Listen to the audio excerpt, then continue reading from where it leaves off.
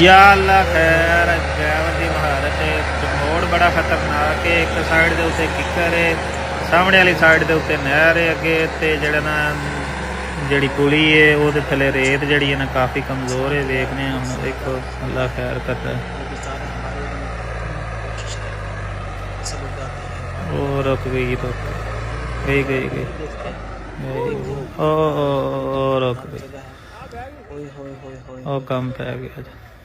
आप देख सकते हैं यार वीडियो में। अल्लाह खैर करे यार। खतरनाक गड्डी लगता को नहर चली गई है। किया करें डॉक्टर, इससे एहतियात किया करें। पीछे जड़ा ना ट्राली वाले ड्राइवर इतो तो कुछ बचा दी है। का माल जो है ना इस तरह बहुत ज्यादा गड्डी अगो नहर दे विच बचत हो गई बचत हो गई। प्लीज आपके एक शेयर से ए ओ पिछों लग गई किकरों लग गई। हो सकता है। इस वीडियो को शेयर कीजिए। ये काम बड़ा खतरनाक हो गया। पीछे गड्डी किकरों लग गई है और वीडियो को लाइक भी कर दीजिए। अगों गड्डी नहर दे विच जाण दा खतरा हो गया।